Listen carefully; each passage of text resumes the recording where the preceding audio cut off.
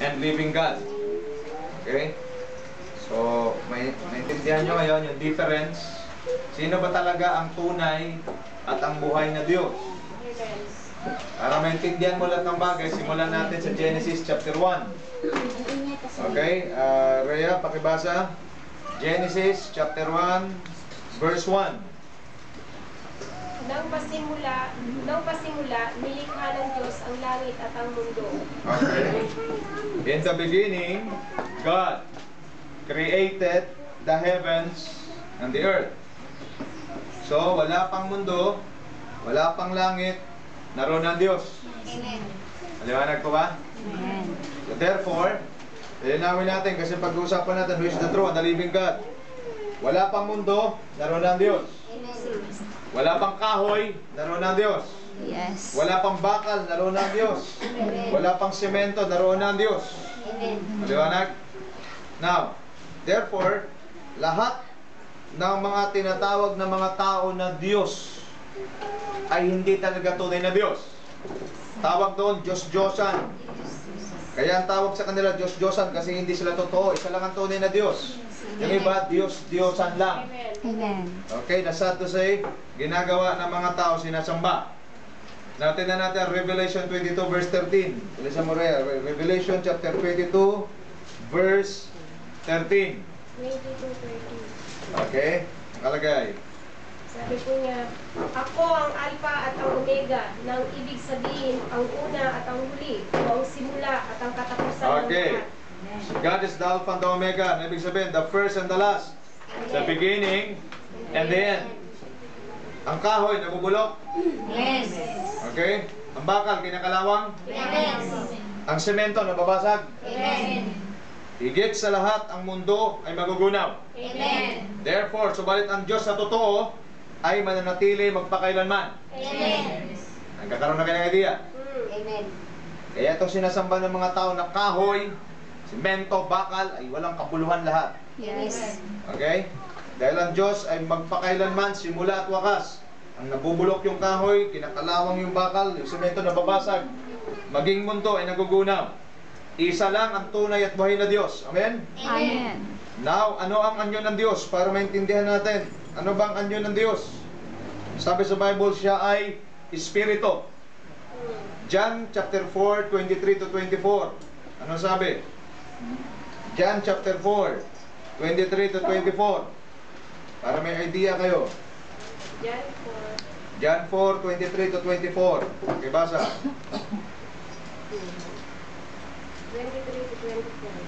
Tandaan mo, darating ang panahon at narito na nga, na ang mga tunay na sumasamba ay sasamba-sama sa Espiritu at katotohanan. Oh. Ganito ang uri ng pagsambang hinahanap ng Diyos. Hallelujah. Ang Diyos ay Espiritu, kaya ang sumasamba sa Kanya ay dapat sumamba sa pamamagitan ng Espiritu at katotohanan. Hallelujah.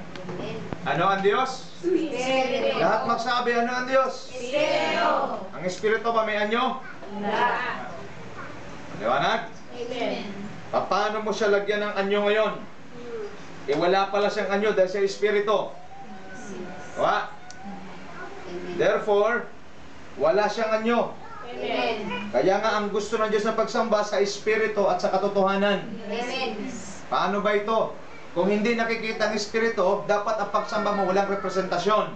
Amen. Because nobody, no person, no animals, no things can represent God. Amen. Okay? So walang anyo. Iano ang basihan ng mga ribulto at mga larawang yan? Alam nyo kung anong basihan ng mga ribulto at larawan? Katang-isip lang ng mga taong mangmang at nabulag ni Satanas. Yes. Amen. 2 Corinthians 4:4. Lahat ito may scripture.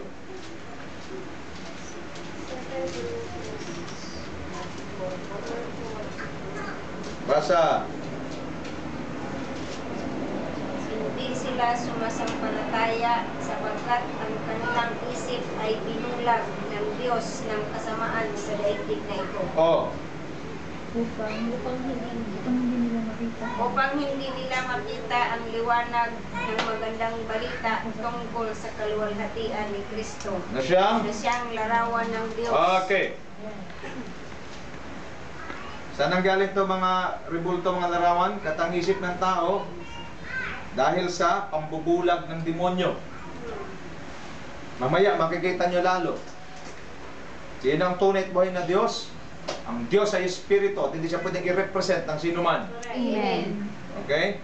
Iba't nagkaroon nito sa kamangmangan ng tao. Dahil pag mayroong kamangmangan, mayroong kapahamakan. Kung siya ay Espiritu, paano natin sambahin? Sa Espiritu at sa katotohanan. Amen. Walang representasyon. Mamaya makikita nyo, pag mayroong kayong representasyon, mangatal kayo. Delikado ito.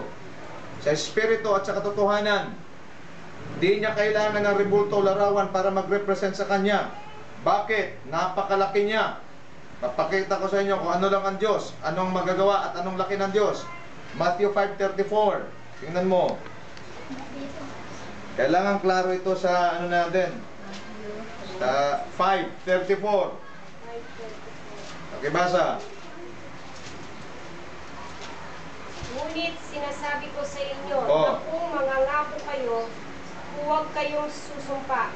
Oh. Huwag ninyong sasabihin, saksi ko ang langit dahil naroon ang trono ng Diyos. Tuloy. O saksi ko ang lupa dahil ito ang tuntungan ng kanyang paa. At huwag din ninyong sabihin, saksi ko ang Jerusalem dahil ito ang Okay na. pusot ng dakilang hari. Okay, ano raw ang lupa? Tungtungan ng kanyang paa. Malaki Diyos natin? Amen. Sobrang laki. Ngayon, ito masasabi ko, tutok. Ito masasabi ko, ang mundo ay patungan lang ng paa ng Diyos. Amen. Now, tingin ka sa akin. Therefore, for argument's sake, patulan na natin.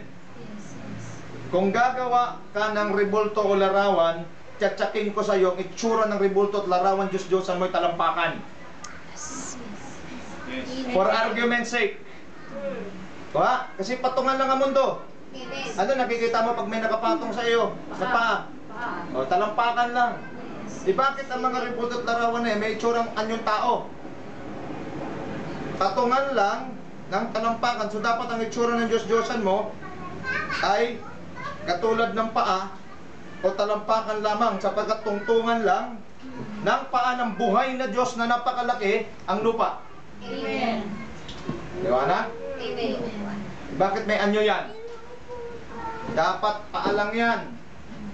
Ang sagwa ng Diyos-Diyosan mo, talampakan. Okay? Therefore, we can conclude, mali talaga ang mga rebulto at larawan para ito ay sambahin. Amen. Ang Diyos mismo ay nagutos ng sino mang tao ay huwag gumawa nito. Tingnan natin ang Bible. Exodus chapter 20. Tingnan mo doon sa ano mo eh. Ano? Ibigay mo kay ano? Yung sa iyong pabasa mo. Exodus chapter 20. Kaya mo ba na rin mabasa? Yung translation na yan ang gusto kong makakita eh. Exodus 20 verses 1 to 3. Tingnan natin. 20 verses 1 to 3. Ito ang sinabi ng Diyos. Ako si Yahweh, ang inyong Diyos na naglabas sa inyo sa Ehipto at humango sa inyo sa pagkakaalipin. Oh, Huwag kayong magkakaroon ng ibang Diyos maliban sa akin. oh. Huwag kayong magkakaroon ng Diyos-Diyosan o kayo'y larawan o rebulto ng anumang nilalang na nasa himpapawid, nasa lupa o nasa tubig. Huwag kayong yuyukot o maglilingkod sa alinman sa mga Diyos-Diyosang iyan, Bakit? sapagkat akong si Yahweh ay mapanibughuin. Parurusahan ko ang lahat ng aayaw sa akin, pati ang kanilang mga anak, hanggang sa ika-4 na saling lahi. Okay. Tingnan natin. Maliwanag pa sikat ng araw. Amen. Sino ang tunay at buhay na Diyos? Siya si Yahweh, Espiritu, walang anyo. Amen. Ngayon sinabi niya, ako ang tunay na Diyos, huwag kayong magkaroon ng ibang Diyos maliban sa akin. Amen. Klaro? Amen. Huwag kayo magkaroon ng rebulto o larawan ng anumang nilalang sa himpapawid. Ano man ang sa himpapawid? Mga ibon. Okay, basta lahat ng sa himpapawid, nasa lupa. Sino ba nasa lupa? Tao. Hayop. Sa ilalim ng lupa. Ano man sa ilalim ng lupa? Mga isda. Sa Sama niyo na Shokoy para ano. Lahat. Huwag daw magkaroon ng larawan o ribulto. Bakit? Sapagkat siya Diyos na mapanibughuin. Amen. Siloso. Eh pag mayroon ka, kagalit siya. Ang takay mo, ako po'y nakaraan. May nagsuko sa akin ng ribulto. Yung ninyo, naka-insulto. Alam mo bakit? Araw-gabi niyang dinadasalan yon. Umiiyak pa siya doon. Walang nangyari sa buhay niya. Sinira kong gospel. Nakilala niya ang Panginoon. Sinuko sa akin.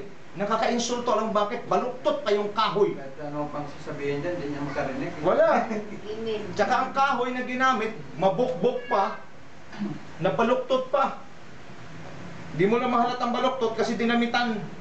Ay, ang damit nung parang pagganon, pahaba. Sabi ko, mantapin mo ito, hindi niya sa araw-gabi. Hindi nagbabagong itsura, hindi man lang kumurap man lang sana. Ano nangyari? Pag ikaw ay meron ganito, sasamba ka. Okay, ano mangyayari? Parurusahan ka ng Diyos hanggang sa ikatlong henerasyon, hanggang sa ikaapat na henerasyon. Ito masasabi ko, pag sinamba mo ang Diyos, Diyosan, larawan ng rebulto, ito ay may kalakip na ano, hatol, parusa. Sisingilin ka ng Diyos hanggang sa ikatlo at ikaapat mong salinlahi o henerasyon. Kawawa naman ang anak mo, ang magiging anak mo, ang magiging apo mo, at magiging anak ng apo mo. Kawawa naman, wala silang kinalaman sa pinaggagawa mong kamalian. Sila ang umaani ng kaparusahan sa iyong pagkakamali. Amen. Now, ituloy natin sa verse 6. Na nakalagay sa verse 6. Tingnan natin. Verse 6. Pero ipinapakita ko ang aking pagmamahal na napakaraming henerasyon na nagmamahal sa akin at sumusunod sa mga utos ko. Okay, basa dyan sa translation sa Magandang Balita. Verse 6. Ngunit ang lahat ng umiibig sa akin ay pagpapalain ko hanggang sa kanilang kaapu-apuhan. Hallelujah. Dyan sa Bible na yan. Verse 6. Merong magandang translation, kaya binabasa natin ang translation. Ano nakalagay? Ngunit ipinadarama ko ang aking pag-ibig sa libo-libong Hallelujah! salita ng mga umiibig sa akin Amen! at tumutupad sa aking mga kautusan. Amen. Amen. Okay? Ano daw?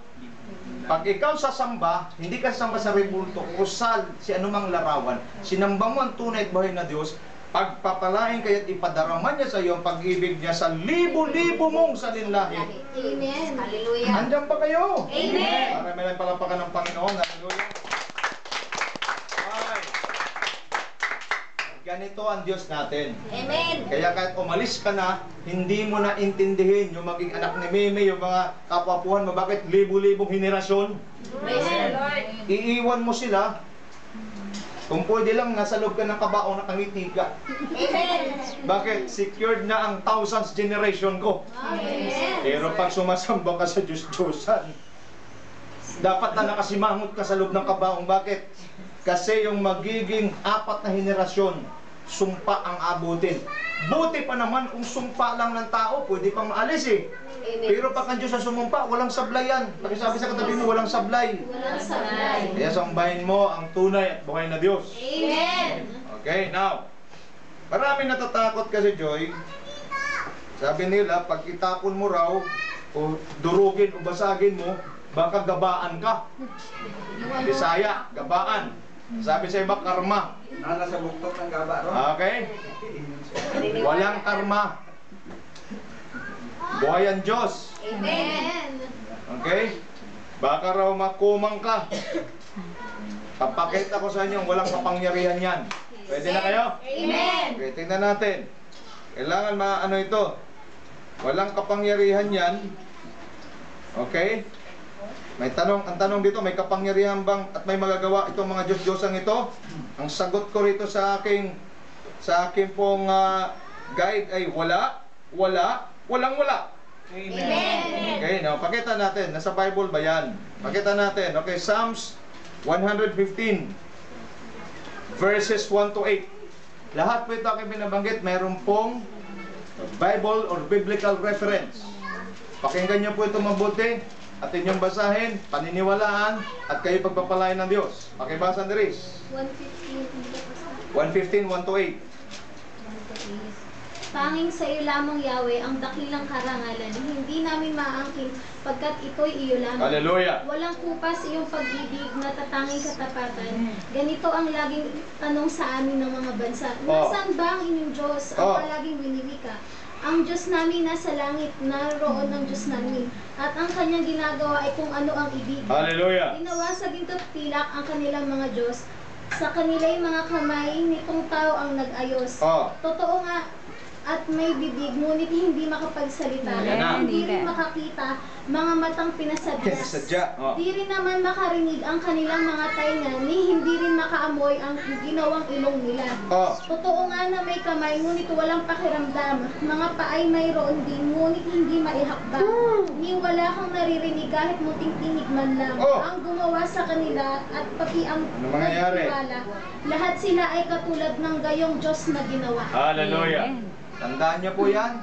Psalms 115 verses 1 to 8. May mata, di nakakita. Tama? Agree ka ba? May bibig, nagsalita, hindi. Nagsasalita, hindi. Never. May ilong, nakakamoy, hindi. May paa, nakakalakad, hindi. Ba't sinasamba? Sagutin mo, ba't sinasamba? Ano? Pakilakas, parinig mo. Kamangmangan. Ayan. Yes. At ang mga sumasamba sa kanila ay magiging Katulad nila. sige, sambahin mo. Maninigas ka. Lahat naman tayo nang galing doon. Tama? Maninigas kang kusa. Bibigyan ko ng example para maganda. Kaibigan, bibigyan ng example para maganda. Sunog. Pag may sunog, imbis na unahin ko rin ang mga birth certificate, ang mga maganda, mga importanteng dokumento, unang binuhat ang Diyos-Diyosan. Naiwan pang anak. Pagdating sa labas, buhat mo ang Diyos-Diyosan mo. Teka nga, Diyos ba talaga yan? Ba't ikaw nagliligtas sa Kanya? Kung Diyos yan, siya magliligtas sa iyo. Amen. Nasunog pang anak mo, nasunog pang mga dokumento mo, ulubi ang labas mo. That's right. Kasi binitbit mo ang patay, bubulok, nababasag, at kinakalawang ni Diyos-Diyosan.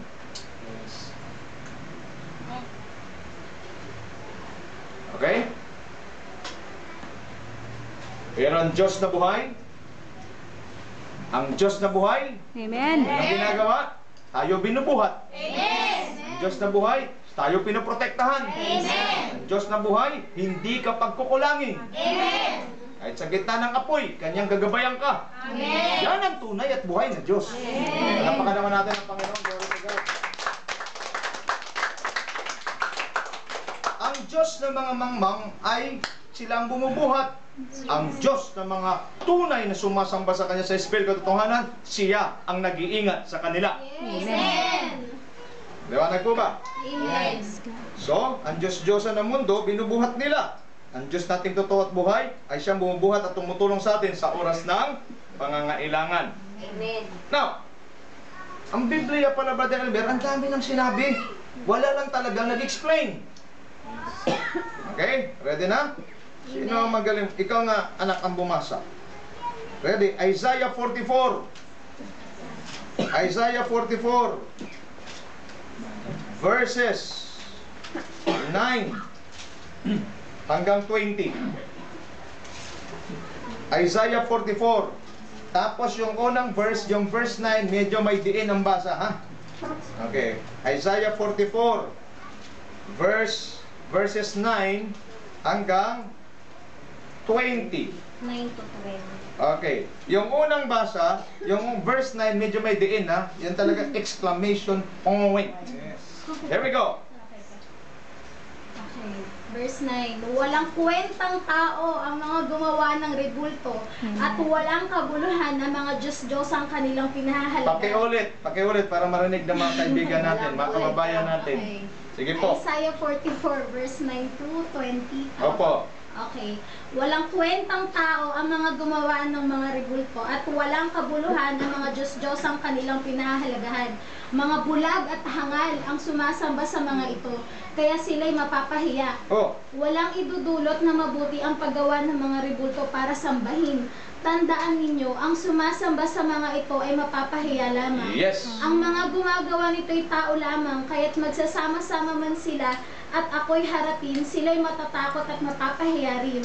Ang panday ay kumukuha ng isang pirasong bakal at inilalagay ito sa apoy. Oh. Pagkatapos ay tinupukpok niya ito sa pamamagitan ng kanyang malakas na bisig hanggang sa magkahugis. Sa paggawa nito, siya ay nauuhaw, nagugutom at napapagod. Oh. Ang karpintero naman ay kumukuha ng isang pirasong kahoy.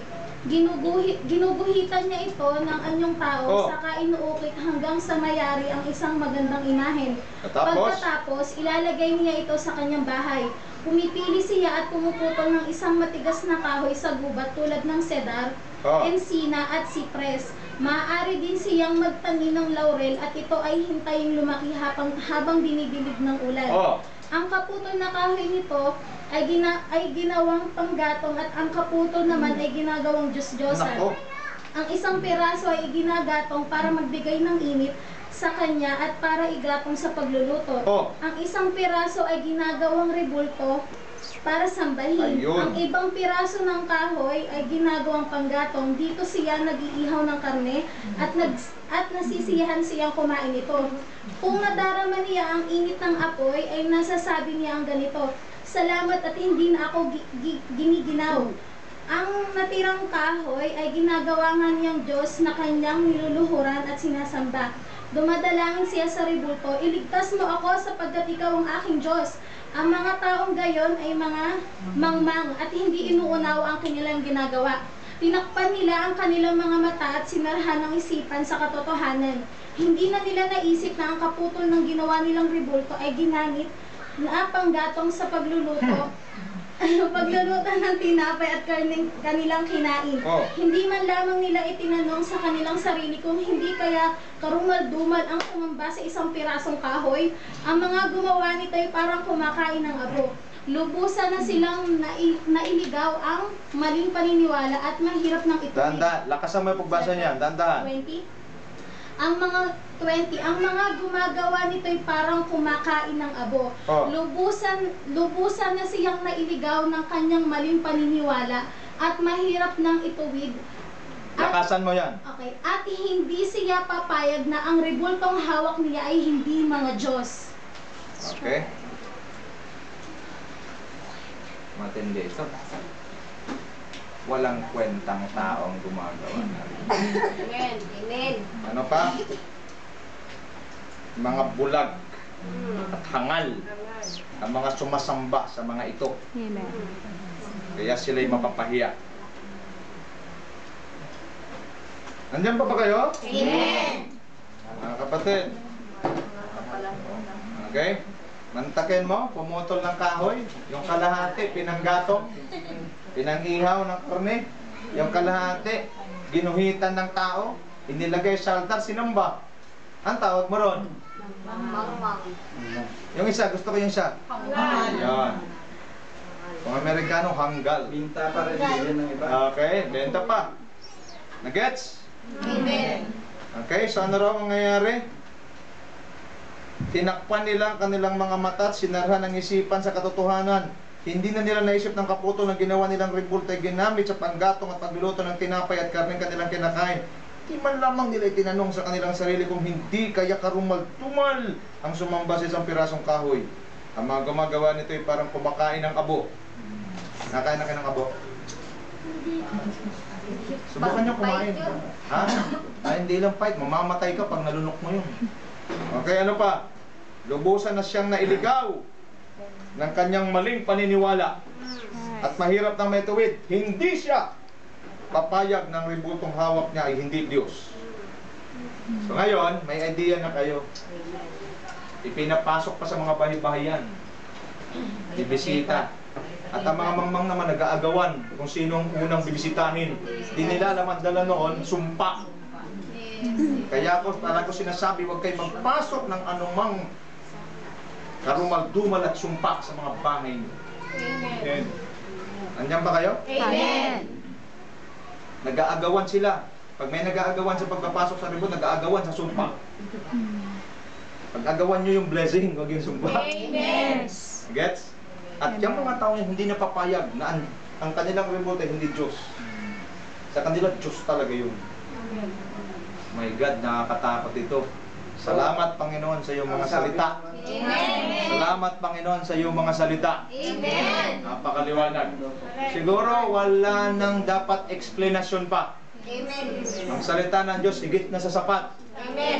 Now, pagkatanong ang katabi mo, gusto mong tawagin kang hangal? Gusto mo tawagan. Ganda ka, doon kang marap, kaya ano, diyan kayo, dalawa. Gusto mong tawagin kang hangal? Gusto bang tawagan ng hangal? Dagdagan mo, tama yan, dagdagan mo. Gusto mong tawagin kang hangal at mangmang? Baka sa Diyos-Diyosan. Diba? Ayaw mo? Napakapahal kayo, tawagin kang mangmang tsaka hangal. Oo, pastor, pwede ako makaano. Sige lang, ho. Saglit lang. Yung may kaibigan ako, sabi niya, kasi ginawa lang namin yung nag-guide. Doon parang siya lang nag-guide papunta sa Panginoon. Bakit hindi kayo mag-director? Manalangin director God? Ganun lang. Kasi, anong rason niya? Yun ang napag-ano niya ba ng ulan ng sa mga matanda nila hanggang ano. Yan ang sinunod. Kaya sabi ko, yung basa ka sa Biblia dyan, malaman mo ang paano. Yes. So, salamat po. Sa ngayon, makikita natin, Joy, ganun na lang ang pagmamahal nila. Di ba, Delmer? Dinadamitan pa yan. Talagang binuhat-buhat pa yan. Nilalagay mo? Hangal, sumasayaw ka pa, ha? Okay? Nakita mo? Kasi, hindi na sila papayag ng kanilang Diyos-Diyosan na hindi Diyos. Pangaralan mo, sabihan mo na katotohanan, galit pa. O ngayon, sana mapanood mo ito. Isaiah 44:9 to 20. At kung gusto mo pa, dadagdagan ko pa. Isaiah 45, ako na magbasa. 16, 18, 20 hanggang 25. Okay? Ito na ho. Verse 16. Isaiah 45 verse 16. Hahamakin at mapapahiya ang lahat ng gumagawa ng Diyos-Diyosan. Si Yahweh ang lumikha ng kalangitan, siya rin ang lumikha ng daigdig. Amen. Ginawa niya itong matatag at nananatili at mainam na tirahan. Amen. Siya ang may sabing, ako si Yahweh at wala nang iba pang Diyos. Amen. Amen. Okay, sinabi ni Yahweh, halika kayong lahat ng mga natitirang buhay mula sa lahat ng bansa, kayong mga mangmang na nagpapasa ng mga imaheng kahoy at dumadalangin sa mga Diyos-Diyosan na hindi makakapagligtas. Ang mga taong ito'y walang nalalaman. Ipagtanggol ninyo ang inyong panig. Magsanggunian kayo. Sino ang makapagsabi ng mga bagay na magaganap? Hindi ba nga po si Yahweh, ang Diyos na nagliligtas ng kanyang bayan? Walang ibang Diyos maliban sa akin. Yes. Walang ibang Diyos maliban sa akin. Lumapit kayo sa akin at kayo maliligtas. Kayong mga tao sa buong daigdig. Walang ibang Diyos maliban sa akin. Ako ay tapat sa aking pangako at hindi magbabago. Tutuparin ko ang aking mga pangako. Lahat ng tao ay luluhod sa aking harapan. Amen, At amen. mga ngakong sila ay magiging tapat sa akin. Sasabihin nila si Yahweh lamang ang matuwid at malakas. Amen. Amen. Mapapahiya ang sino mang sa kanya humahamak o naghimagsik. Akong si Yahweh ang magligtas sa bayan ng Israel. Sila magkatagumpay at magpupuri sa akin. Alam nyo sa Bible, geto yan. Pag kayo po'y nag-aaral ng Biblia, pag inulit-ulit ang isang bersikulo, ibig sabihin, importante yan. Amen. Ilang ulit na inulit-ulit ng Diyos, walang ibang Diyos maliban sa akin. Ako si Yahweh, walang ibang Diyos maliban sa akin. Ano ibig sabihin nyo nila isa? Diniinan ng Diyos mismo, siya lang at wala nang iba. Yes. Amen. That is why pag mayroong nilikhang Diyos maliban sa Kanya, tawag doon Diyos-Diyosan, peke. That's right. Sabi mo sa katabi mo, peke. Mahirap magtiwala sa peke. Amen. Lahat ng peke, peking gamot. Minom ka, mamamatay ka. Dapat original lang. Yes. Pwede rin generic, basta klaro. Okay? Now, what are the blessings if you worship the true God? May blessings pag iyong sinambang buhay na Diyos. Amen. Amen. Okay? Basa ni Ray, Psalms 115, 9 to 18. Ito ang blessing. Psalms 115, 9 to 18. Ito ang blessing pag sinamba mo ang buhay at totoong Diyos. Ano sabi? Amen. Ikaw, bayan ng Israel, kay Yahweh lang magtiwala. Siya ang inyong sanggalang kung tumulong laging handa. Hallelujah. Kayong mga pari, kay Yahweh ay magtiwala. Siya ang inyong sanggalang kung tumulong laging handa. Hallelujah. Kay Yahweh ay magtiwala, kayong may takot sa Kanya. Amen. Siya ang inyong sanggalang kung tumulong laging handa. Oh, ilang ulit yun, ha? Ang Diyos ay magpapala, hindi tayo lilimutan. Hallelujah. Pagpapala'y matatamo nitong bayan ng Israel. Pati mga pari may pagpapalang kakampin. Sa lahat ng mayroong takot kay Yahweh, lahat mapagpapala. Hallelujah. Kung magpala'y pantay-pantay sa hamak man o dakila. Amen. Amen. Sana kayo'y paranihin, kayo at ang inyong angkan, anak ninyo ay dumami, lumaki ang inyong bilang. Hallelujah. Pagpalain sana kayo, pagpalain kayong lubos, pagpalain ng lumikha ng langit at sansinuko. Hallelujah. Amen. Tuloy. Ang diitin ko. Sige. Si Yahweh ang may-ari ng buong sangkalangitan. Samantalang ang daigdig sa tao niya ibinigay. Hallelujah. Di na siya mapupuri niyong mga taong patay. Oh. Niyong mga nahihimlay sa malamig na libingan. Tayo ngayong nabubuhay ang dapat magpasalamat. Amen, Si amen. dapat na purihin mula ngayon hanggang wakas. Amen. Si Yahweh. Hallelujah. Isang malakas ang palakpak sa Diyos na buhay. Hallelujah. Kaya ito, tandaan nyo mabuti, mga taong sumasamba sa Diyos-Diyosan, mga revolt, mga imahin, sila po ay binabansag at tinatawag ng Bible ng mga patay. Patay sa Espiritu. That's right. Ngayon, tayong mga buhay, tayo ang sabi, tayo mga buhay. Ang alin? Tayo ngayon mga buhay. Okay? Ang sabi, tayo ngayong nabubuhay ang dapat magpasalamat. Siya dapat na purihin mula ngayon hanggang wakas. Amen. Purihin si Yahweh. Tingin po sa akin, kailangan ho, bilang mga tunay na sumasamba sa Diyos na buhay, huwag natin ikahiya.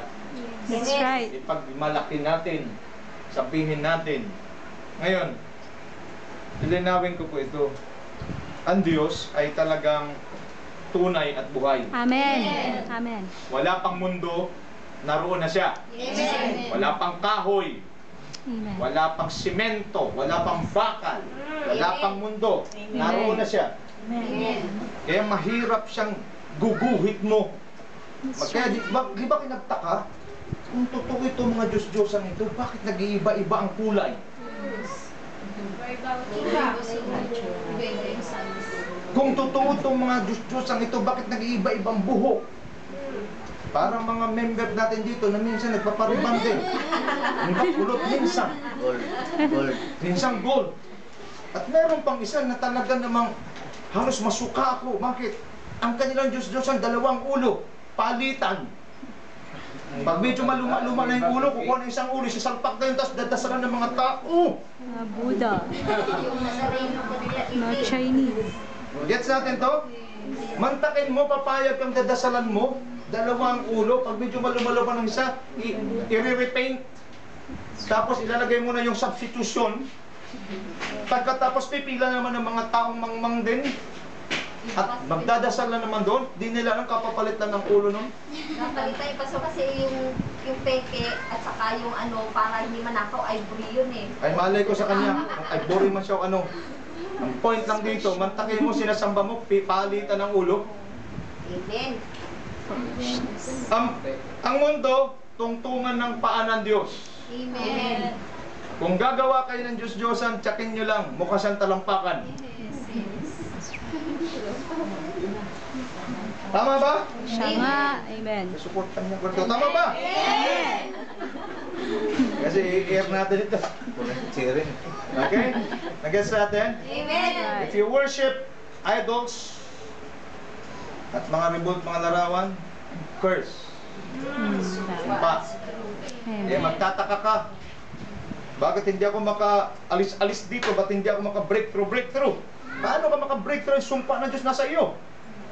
So, mag-breakthrough ngayon, gagaling ka sa karamdaman. Lahat, alisin mo. Bigay mo sa akin. Kaya? Amen. Nakailang ano na ako, nakailang sunog na.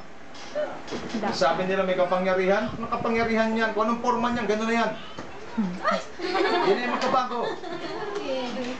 Kahit na umiyak ka pa ng dugo, hindi yan magbabago. Ang tingin niya malayo. Yes. Wala naman tinatanaw. Amen. Hindi nakasagot. Kung Diyos talaga yan, bakit nasusunog? Amen. Right. Dapat kung Diyos yan, hindi nasusunog yan. Alam niyo ba bakit? Kasi our God is a consuming fire. Susunugin. Kaya nakakatakot yan, Sister Grace. Kung mayroong, halimbawa isang bahay, may Diyos-Diyosan sa loob, God is a consuming fire, sinusunog pa naman ng Diyos yan, kaya hindi ka magtataka eh.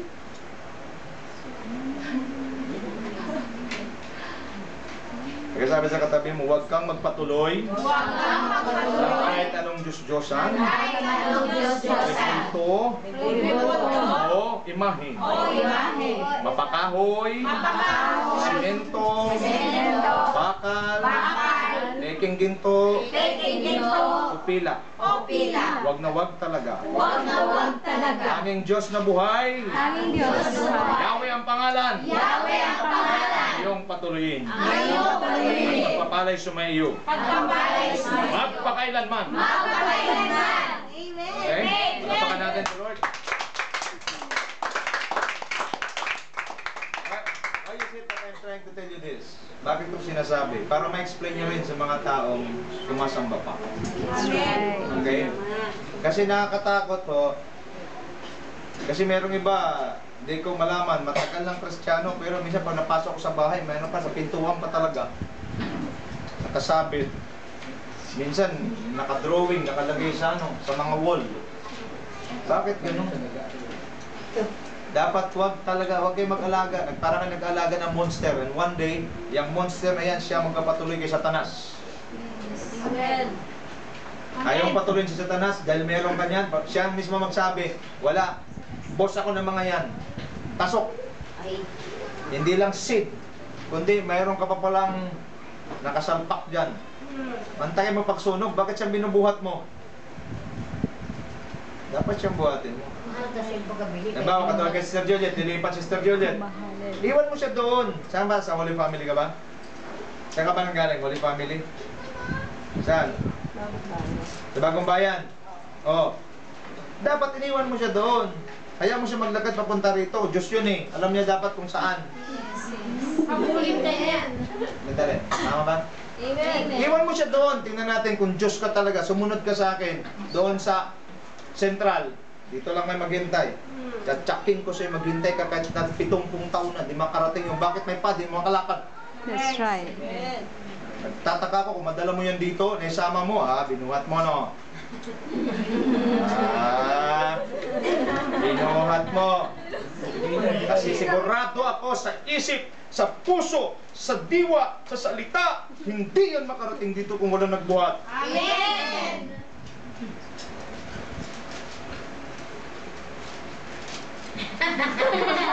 Hindi, pag makalakad na yan, takbo rin siya. Pero, imposible talaga makarating yan.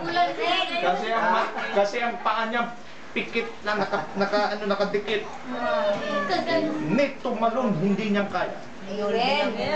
Tapos yun ang... Kita mo, brother, yung kamangmangan. Bubuhatin mo. Tapos buhat-buhat mo. Ilalagay mo sa altar. Tapos luluhuran mo. Ang dalangin ko naway kandagan kakatuk-tuk ang kanawa mo. Napakalaking insulto sa Diyos yan. Amen. Maniwala ko kasi sa akin, ang ginamit pa na kahoy niya, mga reject na kahoy. Pinaganda lang sa kapa. I'm sorry mga kababayan ko, pero yan ang katotohanan. Yes. Amen. Meron naman kaming email at saka meron kaming phone number. You can text me or call me. I love you with the love of the Lord. Okay, kaya kailangan yan eh. Amen.